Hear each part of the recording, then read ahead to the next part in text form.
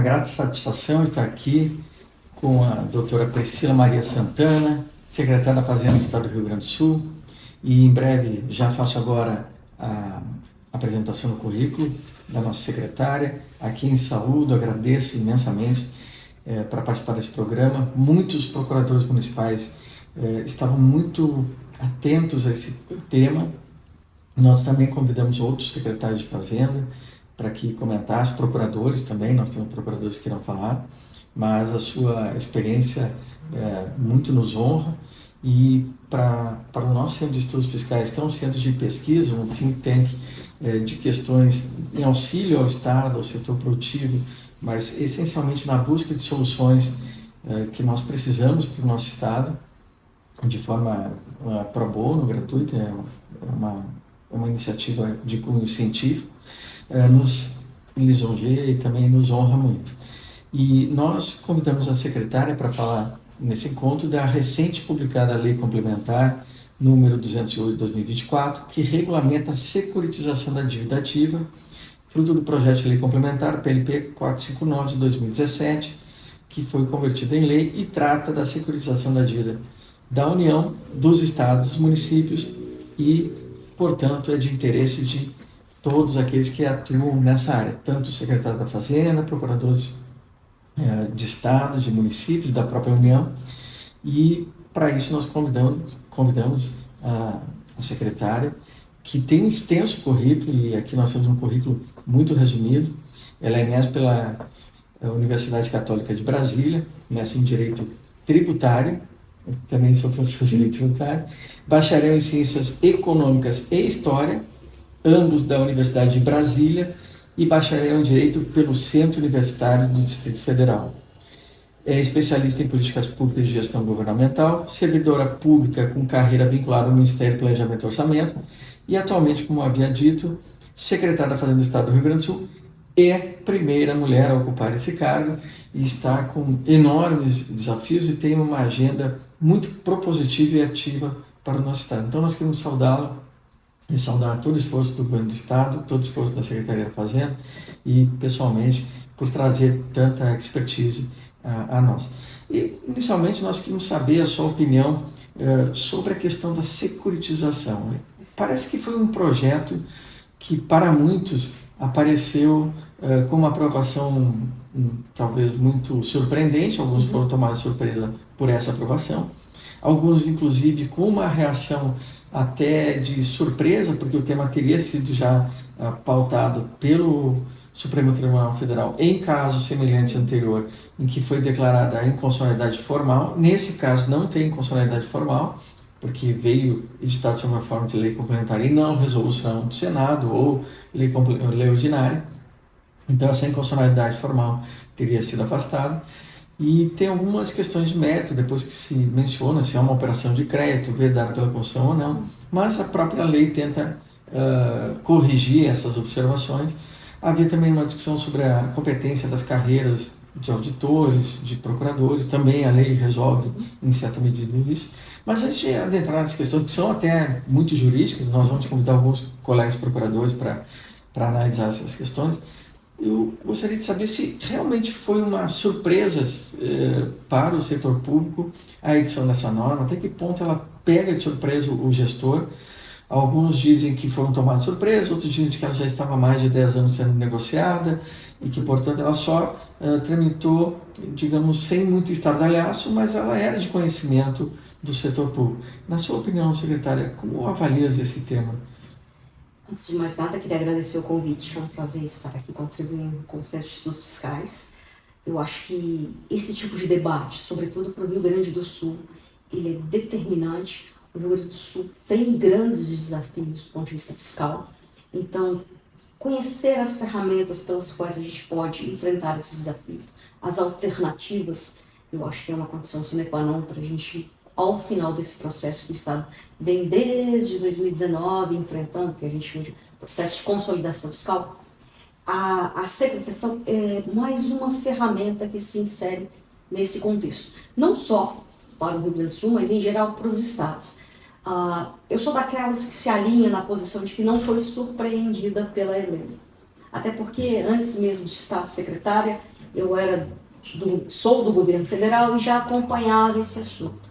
Se você observar a trajetória dessa lei, ela entra no radar do Congresso Nacional em 2014. O que acontece em 2014?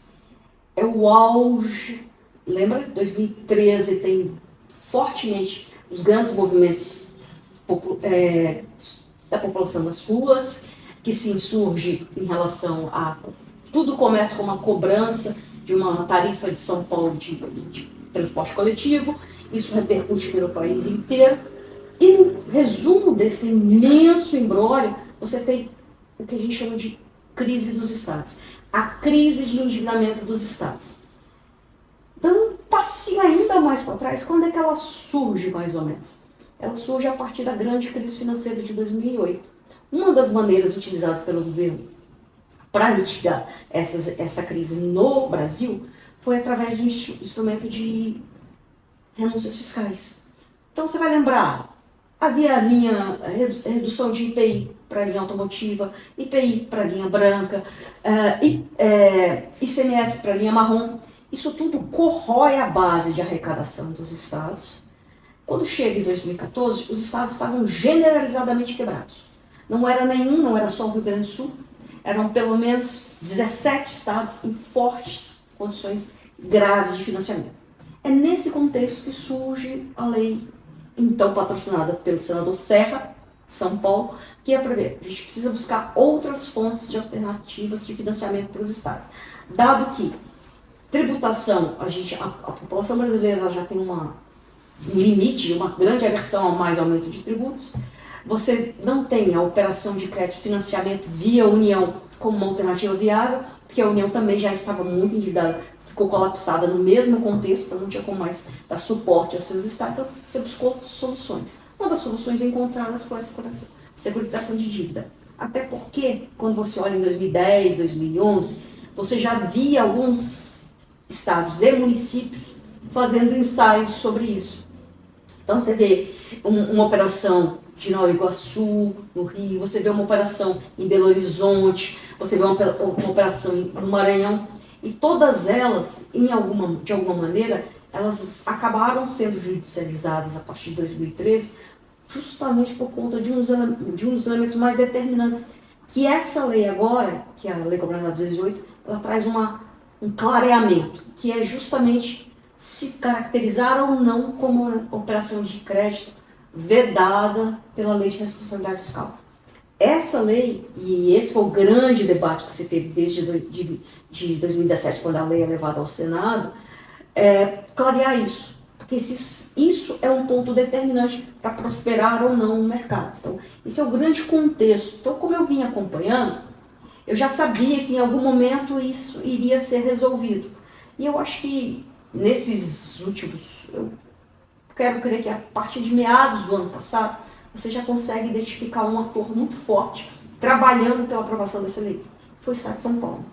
O Estado de São Paulo abraçou essa lei e ele tem razões econômicas muito fortes, muito significativas para levá-la. Então, grande parte das imperfeições, dos elementos que geraram a inconstitucionalidade no passado e que geraram os questionamentos junto ao Tribunal de Contas da União foram superados nessa proposta e aí permitiu caminhar. E com um padrão forte como o Estado de São Paulo, fica mais fácil.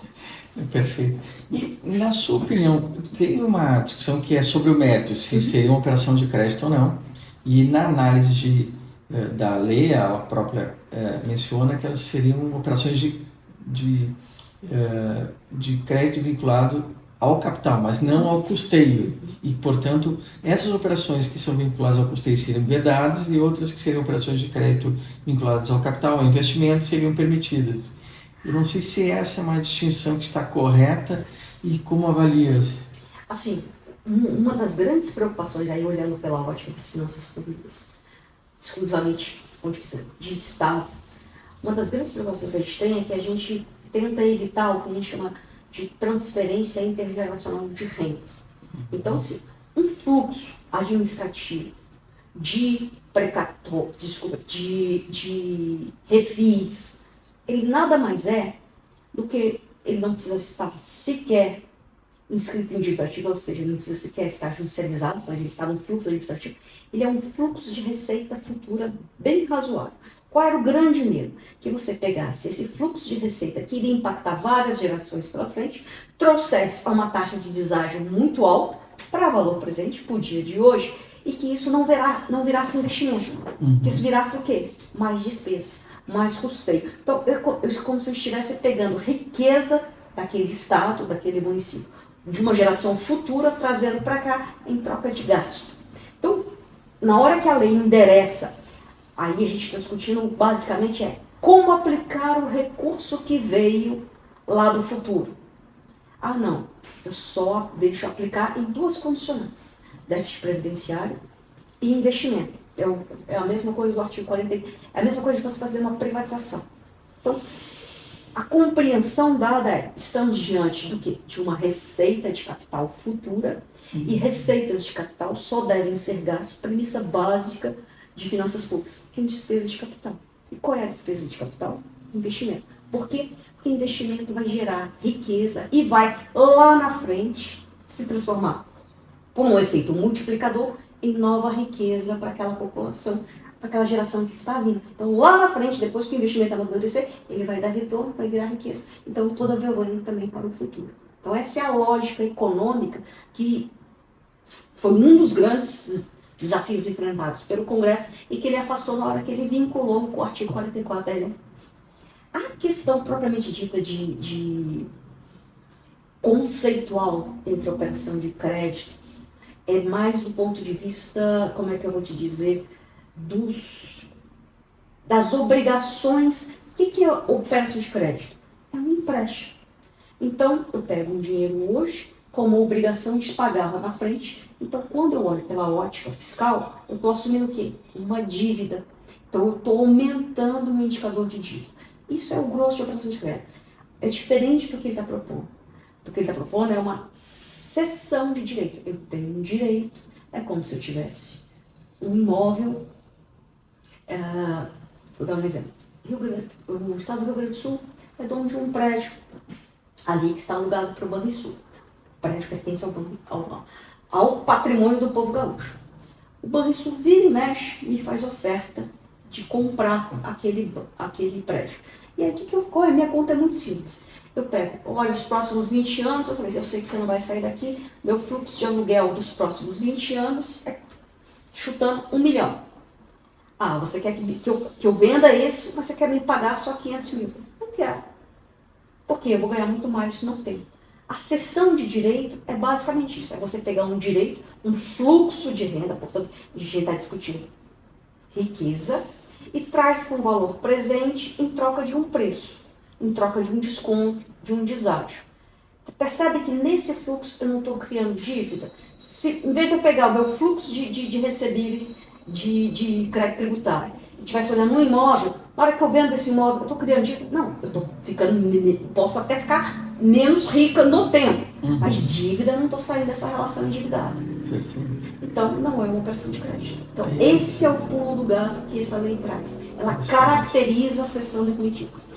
Quais os erros das outras sessões que eu mencionei para você lá atrás, sobretudo no comecinho, quando o Instituto começa a ser desenhado? Eu cedo o meu fluxo de precatório, mas se por acaso, lembra que aqui é um contribuinte que tem a obrigação de pagar esse parcelado lá na frente, esse refis lá na frente. Mas se por acaso aquele meu contribuinte não pagar, eu pago em seu nome. Percebe que aqui eu estou assumindo risco, então eu ainda estou obrigada, ainda tenho uma dívida futura, porque se aquele cara, eu sou solidário a ele, eu não sou sequer subsidiário. Os desejos eram com base na solidariedade. Então eu sou solidária, então eu ainda continuo com a minha dívida intacta. Então nesse caso, eu não estou diante de uma cessão definitiva. De jeito nenhum, estou diante de uma operação de crédito transvestida. E é isso que a lei corrige. Então esse é o pulo do gato. Para você, a primeira pergunta quando o Estado ou o município fala, quem vai ficar com a obrigação? Quem vai ter a obrigação de pagar? Sobra alguma coisa para o Estado ou para o município pagar? Alguma obrigaçãozinha, se sobrar, você não está falando de uma cessão definitiva, você não está falando daquele que está amparado pela Lei Complementar 218. Perfeito. Não, excelente. Eu acho que daí se afasta essa inconstitucionalidade material que estava presente nos casos anteriores se cria, inclusive, uma proteção maior ao patrimônio público e creio que é uma saída muito inteligente. A minha dúvida é se o setor financeiro vai se sentir muito atraído por essa solução. Não sei se muitos têm uma expectativa muito grande, secretária, vou ser bem sincero, assim, muitos olham como a salvação, muitas vezes, desse aperto fiscal que muitos municípios têm, ou estados mesmo. E aí também queria a sua opinião sobre isso. Desenho nada mais é do que um produto financeiro. Lembre-se. A rigor, todos os estados e municípios, eles constituem um FDIC, um fundo de direitos creditórios, estabelece um agente financeiro para comercializar, para encontrar o investidor que tem interesse nessas características de produto. Para isso, ele precisa contratar uma auditoria independente, não pode ser, no caso específico do Rio Grande do Sul, não vai ser a nossa CAGE que vai lastrear. Então ele vai contratar alguém especializado para avaliar um ativo. E esse ativo vai ter um rating, ele vai ter um risco de ser cumprido ou de não ser cumprido. Além disso, ele vai estabelecer algum tipo de subordinação para aquele produto financeiro. O que significa ter uma subordinação? Olha, eu vou dividir o risco com o próprio ente. A subordinação não implica de endividamento. Só que na hora dele me remunerar, eu tenho aqui um fluxo que vale 3 bi. Mas para eu trazer a valor presente, eu só estou disposto a pagar 500 milhões. De que forma que eu vou pagar esses 500 milhões? Se eu sou um estruturador interessante e que quer minimizar seu risco. Eu te pago metade em dinheiro, eu te dou 250 milhões, e te dou os outros 250 milhões também na forma de debêntures que eu vou passar para o meu investidor. Só que é uma debênture que a gente chama de debênture subordinada. Primeiro eu pago esse cara, depois eu pago assim. Por que eu faço isso? E por que isso é fundamental? Porque quem vai ser responsável pela cobrança ainda continua sendo o Estado. Se eu não faço a subordinação, qual é o incentivo econômico que ele está continuar cobrando? Porque ele não faz parte do benefício econômico gerado por esse fluxo futuro. Porque ele já precificou tudo a valor presente, ele já, em tese, já assumiu o prejuízo de baixar de 3 para 500 milhões e ele está satisfeito. Só que não é 500, é 250. Porque para os outros 250, ele tem que me ajudar a arrecadar os 3 bi. E aí, por que eu fiz questão de contar essa história, essa engenharia por trás? Porque tem 2 riscos que são fundamentais que me fazem crer que não é essa panaceia toda que se imagina. O investidor ele tem que acreditar na capacidade do Estado de recuperar esses créditos tributários que ele parcelou. Então ele tem que acreditar que o Estado tem boa fama de cobrador, que ele tem uma burocracia séria, responsável, que ele tem processos de cobrança, senão ele não entra no Estado. E 2, então o rating do Estado também acaba sendo importante. E o 2, ele tem que conhecer profundamente esse portfólio de direito creditório que vai estar ali. Vamos imaginar que seja um portfólio de direito creditório, e eu vou falar pelo Rio Grande do Sul. Nosso principal tributo é o ICMS. Cerca de 80% do nosso ICMS vem de 10 grandes contribuintes. Imagina se um desses caras quebra. Então, quem tiver com o investidor, ele analisa isso. Então, vê a distribuição desse portfólio, saber que ele é pulverizado o suficiente, que eu tenho minimização de risco, vai ser determinante para ele. Dito de outra forma, qual investidor vai ter interesse em comprar esse produto? Geralmente, um investidor ele vai olhar estados que têm uma economia muito diversificada, muito pujante. E aí, se você olha para o Brasil, são poucos estados que apresentam essa característica. Tá? Notadamente São Paulo. São Paulo, por isso que ele patrocinou a lei. São Paulo, ele sabe que ele tem investidor para isso. Pequenas prefeituras, acho difícil, sobretudo pelo ciclo político, que é muito comum. E pequenas prefeituras, elas provavelmente devem ter relações próximas ao que acontece no Rio Grande do Sul. É 2 ou 3 grandes contribuintes que mantêm o principal imposto dela, que é o ISS.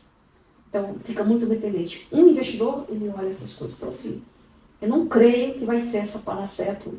Eu acho que tem muito dinheiro na mesa, mas para poucos agentes. E, acima de tudo, lembrando, isso tudo que eu falei, esse desenho todo, não é barato, isso é caro. Você tem que contratar um estruturador, você tem que contratar um advisor, você tem que contratar uma auditoria independente, você tem que contratar um controlador e depois você tem que contratar alguém que é responsável pela arrecadação. Ninguém trabalha de graça, isso é custo. Então você precisa ter um fluxo bastante pungente. No caso do Rio Grande do Sul, não é interessante. A gente imagina que tem mais ou menos algo 3 bilhões de reais. O Rio Grande do Sul não tem rate.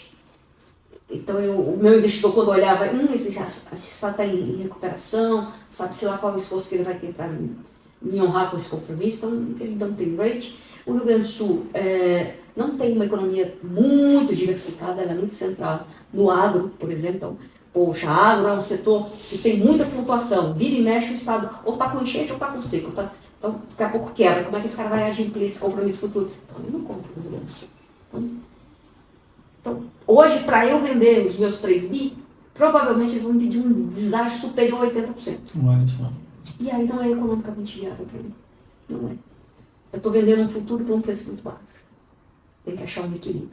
Você perguntar, qual é o deságio razoável? Certamente mais até 40%. Um deságio de 80% jamais seria compensado. Eu, como administradora pública, não aceitaria. Eu acho que podemos ir encerrando então, secretário. Perfeito. Então, eu queria dizer que foi uma fala primorosa. Eu tive aqui a oportunidade de conversar também com a secretária e ver a qualidade da secretária da Fazenda que nós temos. Eu fico muito honrado, secretária, Obrigada. em ver uma pessoa pública tão dedicada e com uma capacidade técnica impressionante. Vou ser bastante sincero, acho que eu gosto muito de secretários e eu fico muito honrado que nós tenhamos aqui no nosso estado alguém para nos auxiliar com essa capacidade técnica. Realmente é um tema que chama a atenção de muitos secretários municipais, de muitos procuradores. Eles tinham realmente uma visão, na minha opinião agora, um pouco otimista em demasia em relação ao tema, e eu creio que isso é muito importante também para eles mirarem soluções que não sejam, talvez, não tão boas e verificarem situações melhores ou terem no seu espectro ponderações mais próximas à realidade. Então, eu queria muito gentilmente lhe agradecer pela cortesia de ter vindo aqui na sede, no nosso Centro de Estudos Fiscais, e debater esse tema tão importante para o nosso Estado. Muito obrigado, secretário. Eu que agradeço e estou à disposição, inclusive, procuradores, outros secretários de finanças do município, se tomar um café comigo, conversar um pouquinho. Eu lamento ter meio que rompido com os sonhos, mas eu acho que é uma boa lei, é uma boa iniciativa, só que eu acho que ela não é para todos. Ela tem um custo muito alto e precisa ser sopesada. Se realmente eu tenho um fluxo tão atrativo assim, para fazer um enfrentamento aos custos que essa solução traz. Ela não é uma solução barata. Muito obrigado. Até o próximo programa.